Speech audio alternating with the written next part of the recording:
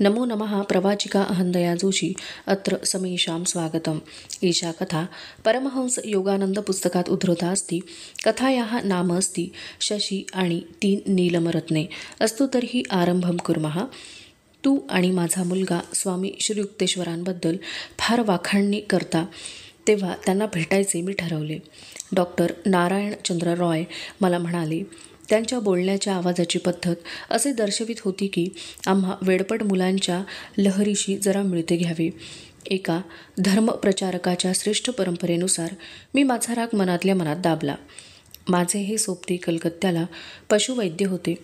ते अगदी पक्के अज्ञेयवादी होते। त्यांचा मुलगा संतोष याने मला त्याच्या वडिलांकडे लक्ष घालण्यास विनवणी केली होती। आतापर्यंत मी जी काही बहुमूल्य अशी मदत केली तिचे स्वरूप अदृश्यच होते। दुसऱ्या दिवशी मी डॉक्टर रॉय यांना घेऊन सेरामपूरच्या आश्रमात गेलो। गुरुजींनी त्यांना मुलाखत दिली। ती अगदी थोडा वेळ व त्यातही बहुतेक वेळ निर्विकार मौनच अवलंबले होते। पाहुणे महाशयांनी थोडेसे चिडून असभ्यपणे तेथून लवकरच पाय काढला। तो संशयग्रस्त मनुष्य गेल्यावर त्याच्या पाठीमागे दार वाजले तेव्हा श्री युक्तेश्वरांनी माझ्याकडे प्रश्नार्थक मुद्रेने पाहिले आणि ते मला म्हणाले, अशा मेलेल्या मनुष्याला तू आश्रमात कशाला आणतोस? पण गुरुजी, डॉक्टर तर चांगले जिवंत आहेत, पण थोड्याच कालावधीत त्यांचा मृत्यू होणार आहे। मला धक्काच बसला। गुरुजी, त्यांच्या मुलाला तर ह्याने मोठा भयंकर धक्का बसेल।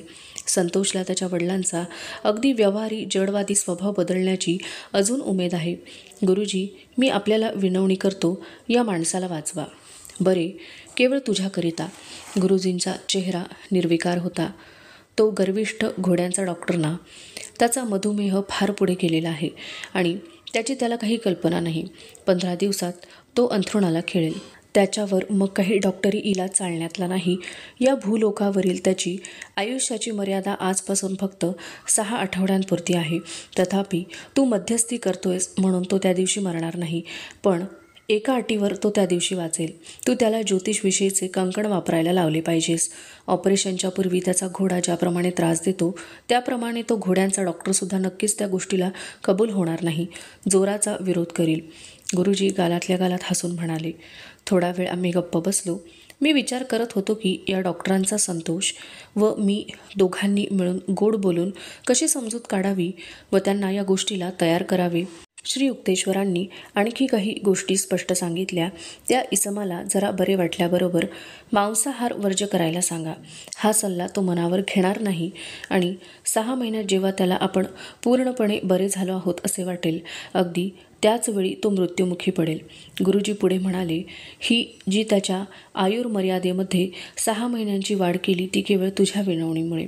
दुसऱ्या दिवशी मी संतोषला सांगितले की असे एक कंकण सोनाराकडून तयार करून घे। 7 दिवसात ते तयार झाले, पण डॉक्टर राय यांनी ते घालण्याचे नाकारले। माझी तब्येत अगदी उत्तम आहे। ह्या ज्योतिषी भाबडेपणाच्या गोष्टींनी तो माझे मन काही वळवू शकणार नाहीस। आणि डॉक्टरांनी माझ्याकडे अगदी विरोधपूर्ण अशा युयुत्सू नजरेने पाहिले आणि ह्यावेळी मला गुरुजींच्या उद्गारांची आठवण झाली। गुरुजींनी त्याची एका अगडबंब घोड्याशी तुलना केली होती। असेच आणखी 7 दिवस गेले आणि डॉक्टर महाशय एकदम आजारी पडले आणि मग त्यांनी ते कंकण हातात घालावयास निमूटपणे संमती दिली। त्यानंतर 2 आठवड्यांनी त्यांना औषधोपचार करणाऱ्या डॉक्टरांनी मला सांगितले की या रोग्याची आता काही आशा नाही। ह्या मधुमेहाच्या रोग्यांची अगदी किती विकल व भयानक स्थिती होते याचे त्यांनी हृदयविदारक वर्णन करून सांगितले। मी नकारार्थी मस्तक हलवले। माझ्या गुरुजींनी असे सांगितले आहे की 1 महिन्याच्या आजारपणानंतर डॉक्टर राय दुखण्यातून पूर्णपणे बरे होणार आहेत। डॉक्टरांनी माझ्याकडे विश्वास नसलेल्या नजरेने पाहिले, पण त्यांनी मला पंधरवाड्यानंतर गाठले व आपले चुकले म्हणून स्पष्ट कबुली दिली। डॉक्टर म्हणाले, डॉक्टर रॉय यांची प्रकृती एकदम सुधारली आहे। माझ्या पाहण्यातली ही पहिलीच इतकी आश्चर्यकारक केस। मरणाच्या दारी पडलेला रोगी अशा तऱ्हेने काही एक खुलासेवार कारण न समजता पूर्ववत बरा झालेला मी आतापर्यंत कधीही पाहिलेला नाही। तुझा गुरु कोणीतरी असाध्य रोग बरा करणारा सिद्धयोगी असला पाहिजे। डॉक्टर रॉय यांची व माझी पहिली मुलाखत झाली। मुलाखतीच्या वेळी निरामिष आहाराबद्दल श्री युक्तेश्वरांचा असा कटाक्ष असे, याबद्दल डॉक्टर महाशयांना मी सांगितले। त्यानंतर 6 महिने ते परत दिसलेच नाहीत। एक दिवस संध्याकाळी मी आमच्या घरातील चौकात ओट्यावर बसलो होतो। ते अचानकपणे मला भेटले व बोलण्याकरता मुद्दाम थांबले. तुझ्या गुरुला सांग की मांसाशन वारंवार करून माझी ताकद मी पूर्ववत मिळवलेली आहे. आहारावरचे त्यांचे अशास्त्रीय विचार मला कधीच पटले नाहीत. आता ही गोष्ट खरी आहे की डॉक्टर रॉय यावेळी सुदृढ शरीर प्रकृतीचे एक आदर्श उदाहरण दिसत होते. पण अगदी दुसऱ्याच दिवशी संतोष माझ्याकडे अगदी धावतच आला. त्याचे घर आमच्या अगदी शेजारच्याच ब्लॉकमध्ये होते. आज सकाळी बाबा एकाएकी वारले. गुरुजींच्या सान्निध्यातील अनेक विलक्षण प्रसंगांतील हा सर्वात जास्त विलक्षण प्रसंग. त्यांनी त्या अश्रद्ध पशुवैद्याला त्याचा विश्वास नसताना सुद्धा दुखण्यातून बरे केले आणि केवळ माझ्या विनवणी खातर त्याचे निसर्गदत्त आयुर्मान 6 महिन्यांनी वाढवले. आपल्या शिष्याच्या अगदी तातडीच्या विनवणीस श्री युक्तेश्वर मान देत आणि त्यावेळी ते जी दयार्द्र बुद्धी दाखवीत त्यास सीमा नसे. कॉलेजच्या माझ्या मित्रांना गुरुजीकडे आणण्यात मला अभिमान वाटे व एक तऱ्हेचा तो माझा खास हक्क आहे असे वाटत असे. त्यांपैकी पुष्कळसे आश्रमात तरी आपला धर्माविषयीचा शंकेखोर स्वभाव जरा बाजूला ठेवीत. माझा एक मित्र शशी शनिवारी संध्याकाळी सुट्टीचा सेरामपूरला यायचा व आमचा वेळ अगदी मजेत जायचा. गुरुजींना तो मुलगा फार आवडे आणि त्याचे जीवन अनिर्बंध व बेताल असल्याचे त्यांना फार वाईट वाटे. शशी, तू आपल्या वागण्यात जर सुधारणा केली नाहीस तर बरोबर 1 वर्षाने तू अगदी अत्यवस्थ असा आजारी पडशील. श्री युक्तेश्वरांनी माझ्या मित्राकडे प्रेमळ पण क्रोधपूर्ण नजरेने पाहिले. याला मुकुंदा साक्षीदार आहे. नंतर मग तू म्हणू नकोस की मी तुला सावध केले नाही म्हणून. शशी हसला. गुरुजी, माझ्या करुणाजनक परिस्थितीत एक मधुरशी दयापूर्ण दृष्टी दाखवण्यास आपण विराट स्वरूपास प्रवृत्त करावे की नाही हे मी आपल्याकडे सोपवितो. माझा आत्मा तयार आहे पण दैहिक इच्छाशक्ती तितकीशी तयार नाही. आपणच माझे या भूलोकावरचे तारणहार आहात. दुसऱ्या कोणावरही माझा भरोसा नाही. निदान तू 2 कॅरेटचे नीलमरत्न वापरावेस, तुला फायदा होईल. माझी ऐपत नाही, पण प्रिय गुरुजी, काहीही झाले तरी जर एखादा असा दुर्दैवाचा प्रसंग आला तर आपण माझे तारण करावयास आहातच की. श्री युक्तेश्वर उत्तरादाखल म्हणाले, 1 वर्षाच्या अवधीत तू हे 3 खडे आणशील, पण त्यावेळी त्याचा काही उपयोग व्हावयाचा नाही. थोड्याफार फरकाने हा संवाद नेहमी असा चालावयाचा. शशी विनोदाने पण निराशेने म्हणावयाचा, माझ्यात काही सुधारणा व्हावयाची नाही, पण गुरुजी, आपल्या ठिकाणी माझा जो विश्वास आहे तो कोणत्याही रत्नमाणकापेक्षा अधिक मौल्यवान आहे. अशा तऱ्हेने 1 वर्ष गेले. एक दिवस मी गुरुजींना कलकत्त्याला भेटावयास गेलो. त्यावेळी ते तिथे आपले शिष्य नरेन बाबू यांच्याकडे उतरले होते. सकाळची 10 वाजण्याची वेळ असेल. श्री युक्तेश्वर आणि मी दिवाणखान्यात दुसऱ्या मजल्यावर बसलो होतो. इतक्यात एकदम पुढला दरवाजा उघडला गेला. गुरुजींचे शरीर एकदम ताठ झाले. शशीच आहे तो, गुरुजी गंभीरपणे म्हणाले. 1 वर्ष आता पुरे झाले आणि त्याची दोन्ही फुफ्फुसे खलास झाली आहेत. त्याने माझा सल्ला जुमानला नाही. सांग त्याला की माझी त्याला भेटावयाची इच्छा नाही. श्री युक्तेश्वरांच्या ह्या कठोरपणाने मी अर्धा अधिक गारच पडलो. मी खाली जिन्यावरून धावतच गेलो. शशी वर येत होता. अरे मुकुंदा, गुरुजी येथेच आहेत ना? मला अशी अंतःप्रेरणा आली की ते येथेच असावेत. होय आहेत, पण त्यांच्या आरामात कोणी व्यत्यय आणू नये अशी त्यांची इच्छा आहे. शशी जोरात रडू लागला व मला बाजूला ढकलून पुढे गेला आणि त्याने श्री युक्तेश्वरांच्या पायांशी लोटांगण घातले व त्यांच्या पुढे ती 3 नीलम रत्ने ठेवली. सर्वज्ञ गुरुजी, मला क्षय झाला आहे असे डॉक्टरांचे म्हणणे आहे. 3 महिन्यांचाच फक्त तू सोबती आहेस असे ते म्हणतायत. मी आपल्या दयेची भीक मागत आहे. आपण मला बरे कराल हे मला माहीत आहे. जीविताबद्दल चिंता बाळगायला आता तुला जरा उशीरच नाही का झाला? जा, तुझी रत्ने घेऊन जा. त्यांचा आता काही उपयोग नाही असे म्हणून गुरुजी अगदी पुतळ्यासारखे उग्र मौन धारण करून बसले. मधूनमधून त्या मुलाच्या हुंदक्यांनी ती भेसूर शांतता भंगावत होती. अंतस्फूर्तीने माझी अशी खात्री झाली की रोगनिवारक दैवी शक्तीवर शशीची कितपत निष्ठा आहे याची श्री युक्तेश्वर फक्त कसोटी पाहत होते. 1 तास असाच तंग वातावरणात गेला. नंतर गुरुजींनी आपल्या पुढ्यात पडलेल्या माझ्या मित्राकडे स्नेहपूर्ण दृष्टीने पाहावयास सुरुवात केली. शशी, उठ पाहू. काय, तू ही दुसऱ्याच्या घरात गडबड चालवली आहेस? ती रत्ने आता जव्हेऱ्याला परत देऊन टाक. त्याचा खर्च आता अनाठायी होणार. पण आता एका ज्योतिषाकडून हस्तकंकण घे आणि ते वापर. भिवू नकोस. थोड्याच दिवसात तू बरा होशील. शशीच्या मुखावर आलेले स्मित गवताळ जमिनीवर जसा सूर्य एकदम उगवावा त्याप्रमाणे अश्रूंनी बिघडलेले त्याच्या चेहऱ्यावर चमकू लागले. प्रिय गुरुजी, डॉक्टरांनी सांगितलेली औषधे आता मी घेऊ का? घे किंवा टाकून दे, तुला जसे वाटेल तसे कर. त्याने त्यात काही फरक होणार नाही. सूर्य किंवा चंद्र आपली स्थाने एक वेळ आपापसात बदलवतील, पण तू क्षयाने कधी मरणार नाहीस आता.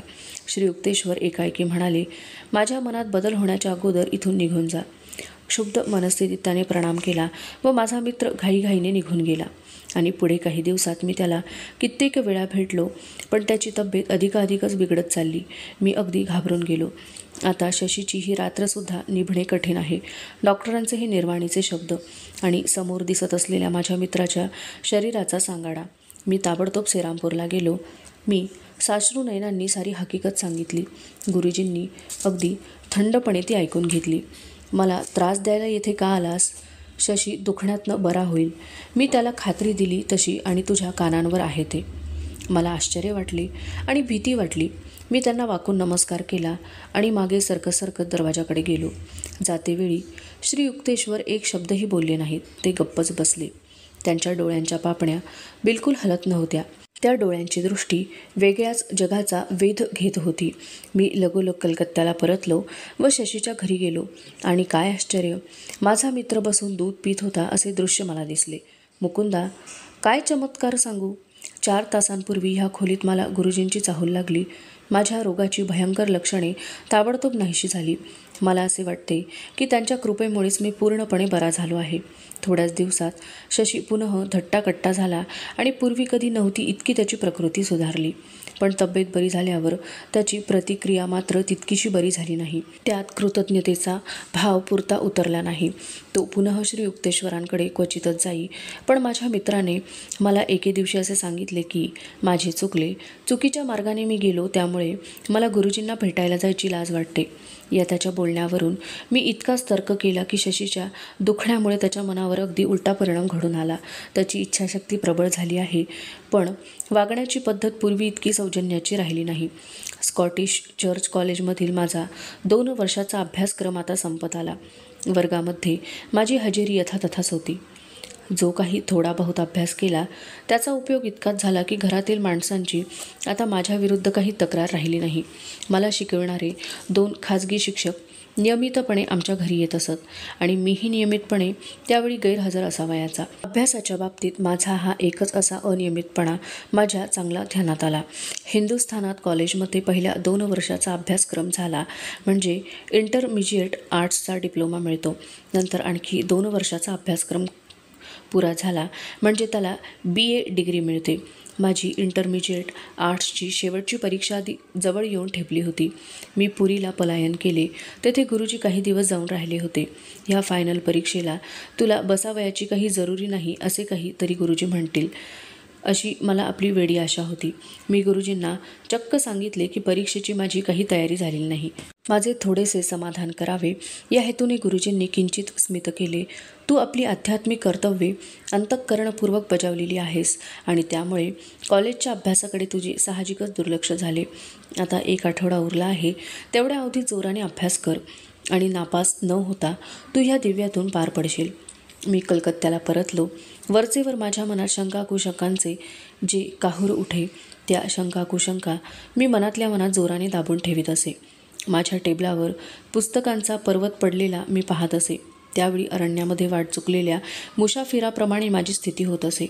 बराच वेळ मी ध्यान लावून बसलो. त्याचा असा गमतीचा परिणाम झाला की अभ्यास करण्याचे माझे बरेचसे श्रम वाचले. कोणतेही पुस्तक वाटेल त्या पानावर उघडावे आणि माझ्या डोळ्यांसमोर जो मजकूर दिसे त्याचाच फक्त मी अभ्यास करी. उरलेल्या 1 आठवड्यात दररोज 18 तास वरील पद्धतीने मी अभ्यास केला. घोकमपट्टी करण्यात मी अगदी पटाईत झालो. पुढे आमची परीक्षा सुरू झाली. माझा वरील पद्धतीने केलेला सकृत दर्शनी असा तसा केलेला अभ्यास बरोबर ठरला. मी सर्व विषयात अगदी काठावर यश मिळवले. मित्रमंडळींनी आणि घरातील माणसांनी माझे अभिनंदन केले. अभिनंदनाच्या त्यांच्या उद्गारामध्ये आश्चर्य व्यक्त करणाऱ्या शब्दांचे विचित्रसे मिश्रण होते. पुरीहून सेरामपूरला परत आल्यावर श्री युक्तेश्वरांनी मला एक आश्चर्याची सुवार्ता दिली. ते म्हणाले, तुझा आता कलकत्त्याला राहून करण्याचा अभ्यास संपला. विश्वविद्यालयाचा आता शेवटच्या 2 वर्षांचा अभ्यास तुला येथे श्रीरामपूरला राहून करता येईल अशी व्यवस्था करतो. मी गोंधळात पडलो. पण गुरुजी, या शहरात बॅचलर ऑफ आर्ट्सच्या अभ्यासक्रमाची सोय नाही. शहरात उच्च शिक्षण देणारे जे श्रीरामपूर कॉलेज होते त्यात फक्त इंटरमिजिएट आर्ट्सच्या 2 वर्षाच्या अभ्यासक्रमाची सोय होती. गुरुजी गमतीने हसले. तुझ्याकरता एखादे BA कोर्सचे कॉलेज स्थापन करण्याकरता देणग्या मिळवण्यासाठी खटपट करण्याचे माझे वय राहिले नाही. मला वाटते की ह्या बाबतीत दुसऱ्या कोणाच्या तरी मदतीने मला हे काम करावे लागेल. यावर 2 महिने उलटले. श्रीरामपूर कॉलेजचे अध्यक्ष प्रोफेसर हॉवेल्स यांनी असे जाहीर केले की 4 वर्षाच्या कोर्सचे शिक्षण देण्याकरता पुरेसे आर्थिक सहाय्य त्यांनी जमविलेले आहे. यथावकाश श्रीरामपूर कॉलेज हे कलकत्ता विश्वविद्यालयाला जोडलेले असे कॉलेज झाले. श्रीरामपूरला BAचा विद्यार्थी म्हणून नाव दाखल केलेल्या पहिल्या तुकडीमध्ये मी होतो. गुरुजी, माझ्यावर किती ममता आहे तुमची. कलकत्ता सोडून इथे श्रीरामपूरला तुमच्याजवळ राहायची माझी किती इच्छा होती. प्रोफेसर हॉवेल्सना कल्पना नसेल की आपली त्यांना किती सुप्त मदत होते आहे. लटक्या रागाने श्री युक्तेश्वरांनी माझ्याकडे पाहिले. आता तुला प्रवास करण्यात तासनतास वेळ घालवायची जरुरी नाही. तुला अभ्यासाला आता किती मोकळा वेळ मिळेल. आता तुला अगदी आयत्या वेळी घोकमपट्टी करून काठावर पास होऊन चालायचे नाही. नंबर वरती आला पाहिजे. पण काही म्हणा, त्यांच्या आवाजात स्वतःच्या बोलण्याची खात्री नव्हती. अधुना एषा कथा समाप्तिं गता. अस्तु तर्हि पुनर्मिलामः. तावन् मङ्गलं भूयात्. नमो नमः. धन्यवादः.